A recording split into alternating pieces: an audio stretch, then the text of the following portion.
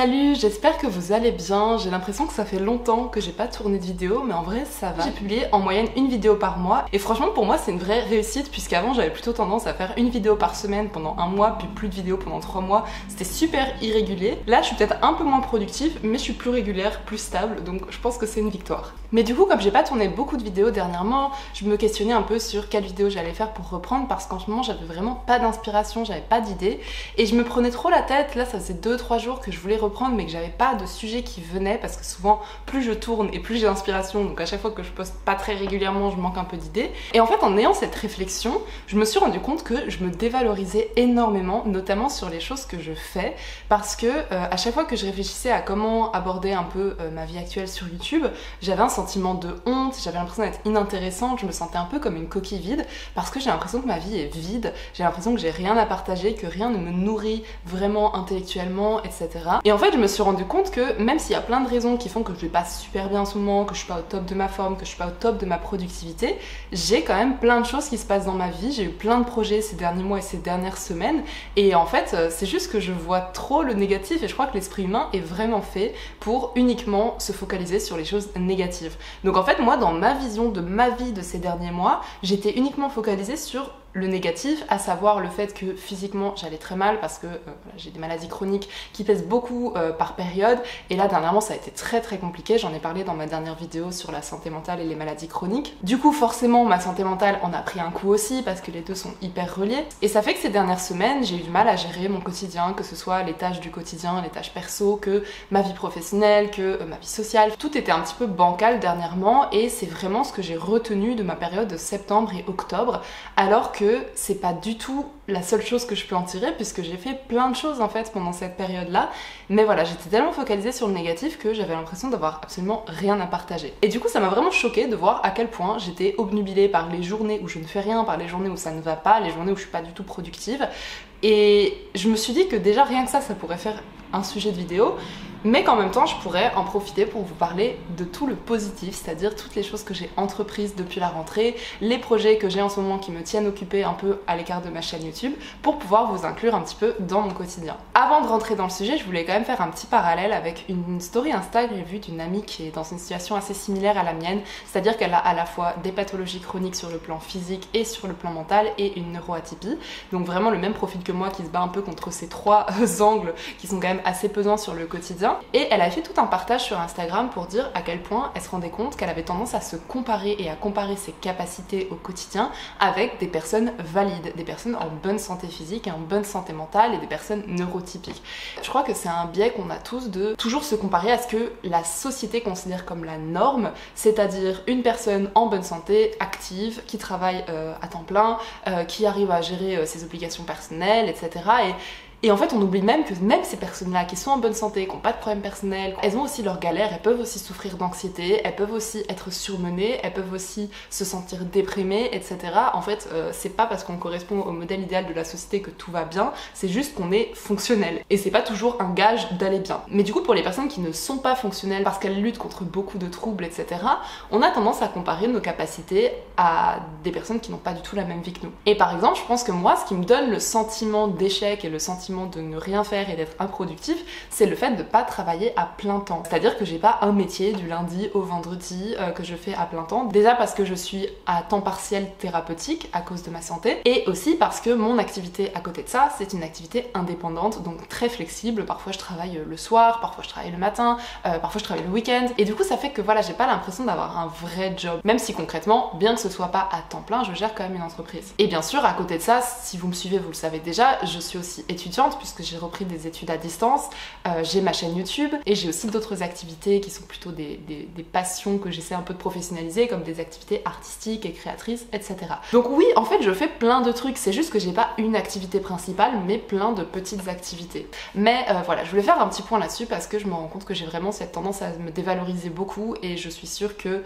si vous avez des problèmes de santé mentale, si vous êtes neuroatypique ou si vous avez des maladies chroniques ou comme moi éventuellement les trois, ce que je ne vous souhaite pas, bah peut-être que vous ressentez ça aussi, donc je trouvais que c'était quand même important de le souligner. Et comme prévu, je vais donc maintenant vous expliquer un peu tous les projets sur lesquels je travaille en dehors de YouTube, parce que évidemment dans le meilleur des mondes j'adorerais pouvoir vous vlogger un peu mon quotidien, vous partager mes projets, etc. Mais j'avoue pour l'instant j'ai pas l'énergie pour ça, et les vlogs ça prend beaucoup de temps à monter, etc. Mais c'est vrai que c'est une des choses que j'aimerais beaucoup faire, notamment pour tout ce qui touche au projet artistique et créatif. J'aimerais beaucoup vous montrer un peu l'envers du décor, parce que je me rends compte que toute ma vie artistique, créative et aussi ma vie étudiante, je la partage pas assez sur YouTube, et c'est un truc que j'aimerais beaucoup plus faire, donc ça peut être un projet pour 2025, dites-moi si ça vous intéresserait. Mais du coup peut-être que vous n'êtes même pas au courant, mais à côté de YouTube je suis également artiste dans plusieurs domaines. En gros mes activités principales dans le domaine artistique ce sont bien évidemment l'écriture, puisque j'ai publié un recueil de textes poétiques auto-édité qu'on a écrit avec 2 amis en 2021. Je fais également du dessin, de l'illustration et de la peinture, ça c'est vraiment ma première passion, ma plus vieille passion que j'ai commencé très très jeune, et c'est quelque chose que je fais plus ou moins régulièrement dans ma vie. Je passais ma vie à dessiner quand j'étais enfant et même jusqu'à la fin du lycée, mais après c'est vrai qu'avec la vie, les responsabilités d'adulte, c'était un peu plus compliqué et j'ai beaucoup perdu en régularité, mais en ce moment j'essaie de reprendre de plus en plus, notamment depuis cet été. Et ma troisième activité artistique principale c'est la photographie, et notamment la photographie argentique. Lors de mes voyages etc, j'adore prendre des photos argentiques de paysages, et c'est quelque chose que j'aimerais vraiment faire de plus en plus parce que j'ai une vraie passion pour la photographie argentique. Et du coup un des trucs que j'aime bien faire pour me challenger quand je sens que j'ai envie de remettre plus de créativité dans ma vie, c'est de me fixer des objectifs, de me mettre un peu des sortes de deadlines qui vont m'obliger à être vraiment à fond dans la création artistique. Et généralement ce que je fais c'est que je m'inscris à des marchés créateurs, à des marchés de Noël ou bien à des salons, des trucs où je vais être exposante. Comme ça j'ai vraiment pas le choix, il faut que j'ai de la matière à exposer, et ça me pousse en fait à peut-être me forcer à me sentir légitime en tant qu'artiste. Parce que quand on commence à vendre ses créations, on est obligé de se sentir légitime, on est obligé de reconnaître la valeur de notre travail, parce que si on la reconnaît pas nous-mêmes, on peut pas vendre nos créations. Je l'avais déjà fait par le passé, j'avais fait d'ailleurs une vidéo il y a très longtemps, c'était en 2017, sur le fait que j'avais été exposante au Salon Fantastique. À l'époque j'avais parlé donc un peu du fait que je faisais de la peinture, notamment à l'époque du coup des peintures fantasy. J'ai aussi fait un premier marché de Noël fin 2021 à l'occasion de la sortie de mon livre, pour vendre mes premiers exemplaires du recueil qu'on venait juste de faire imprimer. J'ai fait un autre marché de Noël l'année dernière, fin 2023, pour vendre mes créations. Donc là c'était un stand un peu plus diversifié, il y avait à la fois des prints de peinture et d'illustration, il y avait la synergie d'huile essentielle pour le shadow work que j'ai créé l'année dernière avec une amie, il y avait bien évidemment mon recueil de textes et quelques photographies argentiques sur toile. Donc c'était vraiment mon stand le plus complet, où j'avais mis un petit peu de toutes mes passions et de toutes mes créations dessus, et j'avais adoré cette expérience. Donc financièrement c'était pas hyper rentable, parce qu'entre le coût du stand, le coût des impressions, le coût du matériel de manière générale, clairement je crois que c'était plus un truc que je faisais pour le plaisir de me professionnaliser en tant qu'artiste plus que pour l'argent en tant que tel. Mais malgré tout c'est une expérience que j'ai vraiment adorée, et j'avais trop envie de réitérer l'expérience, donc j'ai beaucoup cherché des marchés créateurs que je pourrais faire ici en Belgique, et j'ai trouvé un marché qui s'appelle Brussels Market Makers, qui a lieu en fait quasiment tous les mois à Bruxelles, et notamment 2 fois au mois de décembre à la période de Noël, et je rêvais de m'inscrire à ces marchés depuis le début de l'année 2024. C'était vraiment sur ma bucket list de l'année, et j'ai enfin passé le cap cet été, et j'ai décidé de m'inscrire aux 5 éditions de septembre à décembre, donc septembre, octobre, novembre et les 2 en décembre. Et honnêtement ça m'a donné quand même beaucoup de travail, parce que j'ai vraiment voulu avoir des nouvelles créations à proposer à chaque édition, j'ai voulu pouvoir ajuster mon stand en fonction du public, parce que le public de ces marchés n'est pas du tout le même que celui du marché que j'avais fait l'année dernière, donc c'est pas forcément les mêmes choses qui se vendent le mieux, donc il fallait un peu ajuster à chaque marché. Et honnêtement les 2 premiers j'ai pas été vraiment rentable, mais du coup j'ai essayé d'ajuster un petit peu ce que je vendais, ce que je mettais en avant sur mon stand en fonction du public de ces marchés. Et là j'ai le prochain qui arrive ce dimanche, donc j'ai trop hâte de voir comment ça va se passer. Je pourrais vous mettre un petit peu des photos des dernières éditions, j'ai peut-être des petites vidéos aussi que j'avais faites, comme ça je peux vous montrer un peu mon stand. Mais voilà, du coup comme j'en fais 5 en l'espace de 4 mois, c'est quand même assez dense, parce que c'est beaucoup de préparatifs à chaque fois, et puis surtout que j'essaie vraiment d'avoir des nouvelles créations à apporter, de faire des nouveaux tableaux, des nouveaux dessins, d'imprimer des nouvelles photos argentiques, etc. Et c'est vrai que tout ça, ça m'a pris quand même pas mal de temps pendant la période de rentrée, mais pour les prochains marchés j'aurai beaucoup moins de travail, puisque là mon stand est quand même déjà bien rempli. Donc clairement mon plus gros projet de cet automne c'était vraiment les marchés créateurs, et aussi bien sûr de me remettre à l'art, parce que le but aussi derrière ça c'est pas juste de faire les marchés, c'est aussi de me remotiver à être davantage investie dans mes projets artistiques, à remettre la création au premier plan dans ma vie, parce que c'est quelque chose qui me rend vraiment heureuse. Je pense que vraiment les passions qu'on a en tout premier dans notre vie, souvent c'est celles qui ont la capacité de nous épanouir le plus tout au long de notre vie. À côté de ça j'ai aussi repris quelques projets professionnels puisque j'ai eu quelques demandes de clients et je suis super contente parce que depuis que j'étais tombée malade à cause de mon burn-out, etc. Et là c'était la première fois depuis mon burn-out que j'avais plusieurs demandes simultanément. Je sais pas, c'était l'énergie de la rentrée, il devait y avoir un truc, mais du coup en septembre-octobre j'ai eu pas mal de collaborations et de projets professionnels. J'ai fait notamment un site web pour une artiste qui est en train de se lancer, qui fait des tableaux à base de plâtre, un peu en relief, etc. Ça c'était vraiment un projet coup de cœur parce que j'adore faire des sites pour les artistes, forcément puisque j'en suis une moi-même. J'ai également terminé le site d'une thérapeute ayurvédique que j'avais commencé cet été. J'ai aussi remis à jour le site web d'une ancienne cliente qui était d'ailleurs ma toute première cliente officielle quand j'ai lancé mon activité en 2021. À l'époque elle était hypnothérapeute et maintenant elle s'est formée à la psychothérapie, du coup on a mis à jour tout son site. Et enfin j'ai commencé le site web aussi d'une amie qui travaille principalement en tant que photographe mais qui fait aussi des programmes d'accompagnement, du mentoring, etc.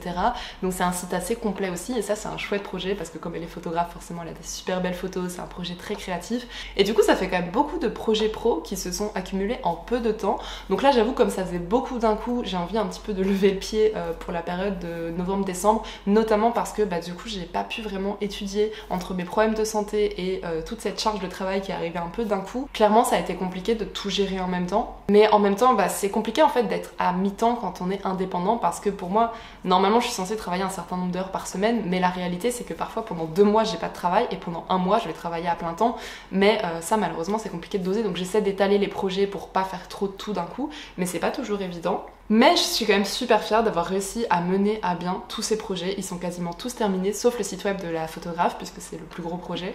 Et à côté de ça, j'ai été aussi assez active au niveau de ma santé puisque j'ai vraiment passé beaucoup de temps en fait à faire des recherches pour trouver vers quel thérapeute me tourner, qui pourrait m'aider à sortir de l'errance médicale. J'ai passé pas mal d'examens, notamment des examens pour la dysautonomie, des examens cardiaques, etc. Et surtout, comme j'en ai marre en fait de subir mes symptômes, je me suis dit que c'est pas parce que je ne connais pas encore tous mes diagnostics, j'en ai certains mais qui n'expliquent pas tout. Comme je vous l'ai dit, je suis encore en errance médicale sur certains symptômes inexpliqués que j'ai. Certains symptômes, je peux rien faire, notamment tout ce qui va toucher à la dysautonomie ou la fatigue chronique, mais il y a quand même des trucs sur lesquels je peux agir, notamment la douleur chronique. Et du coup j'ai décidé de commencer un suivi en kinésithérapie, donc j'ai demandé une prescription à mon médecin traitant et j'ai commencé un suivi en kiné pour le traitement de mes douleurs chroniques, mais aussi dans un but de remise en forme physique pour essayer en fait de rééduquer un peu mon corps à l'effort pour que je puisse progressivement reprendre l'activité physique. Évidemment c'est pas évident puisque j'ai beaucoup de fatigue chronique, mais je sens vraiment que être plus active physiquement et peut-être reprendre une activité sportive au quotidien ça pourrait beaucoup m'aider à me sentir mieux. Donc même si c'est assez compliqué pour le moment, je suis vraiment dans une démarche où j'ai envie d'aller mieux et j'ai pas envie d'attendre d'avoir un diagnostic pour prendre ma santé en main parce que je sais qu'un diagnostic parfois ça met des années à obtenir, donc clairement j'ai pas envie de subir ma vie pendant ce temps-là. Donc j'essaie d'être assez proactive, aussi bien dans la recherche du diagnostic que dans le traitement de mes douleurs, de mes symptômes, etc. Donc voilà, ça en somme c'est les 3 choses qui ont pris le plus de place dans ma vie, dans mon quotidien ces derniers mois, donc je pense que rien qu'avec ça vous comprendrez très bien pourquoi j'ai pas pu être très active sur YouTube. Et pourtant malgré ça je continuais de me blâmer et de me dire que j'étais une coquille vide et que je faisais rien de ma vie et que du coup j'avais pas d'idée de sujet, mais en vrai j'ai quand même une vie bien remplie ces dernières semaines. Là pour la fin de l'année du coup ça va pas se calmer tout de suite, donc comme j'ai dit niveau pro je vais essayer de lever un peu le pied parce que là j'ai pas eu de nouvelles demandes et j'ai pas forcément envie d'en avoir parce que déjà pour commencer j'ai 2 voyages de prévus prochainement, un pour mon anniversaire et un voyage où j'accompagne mon copain plus sur un voyage professionnel. Pendant ces voyages je sens que je vais vraiment avoir envie de déconnecter et ça va me faire vraiment une coupure bien méritée après cette rentrée qui était assez dense.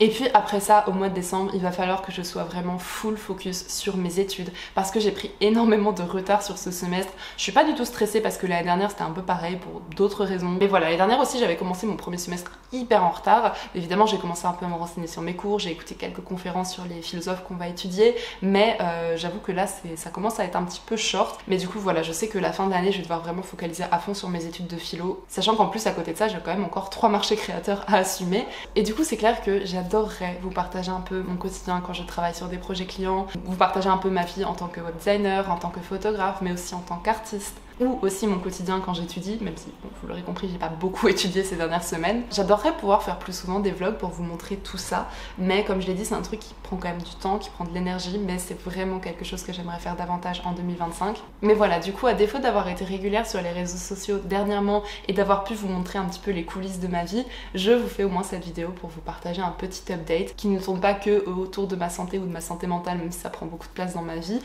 J'avais quand même envie de vous partager un peu tout ce qu'il y a à côté. Si S'il y a certains des sujets que j'ai abordés dans cette vidéo qui vous intéressent et que vous aimeriez que j'en fasse un sujet à part entière, n'hésitez pas à me le dire. Moi, pour moi, c'est toujours super motivant de savoir quels sont les sujets qui vous intéressent. Sachez que j'ai une boutique en ligne, donc je vais vous mettre le lien en barre d'infos, mais j'ai pas encore toutes mes créations dessus. Pour l'instant, il y a surtout la synergie, mon livre et quelques prints d'illustrations, mais j'en mettrai bien plus quand j'aurai refait mon site, parce que j'ai vraiment envie de remettre à jour mon identité visuelle, mon site web, etc.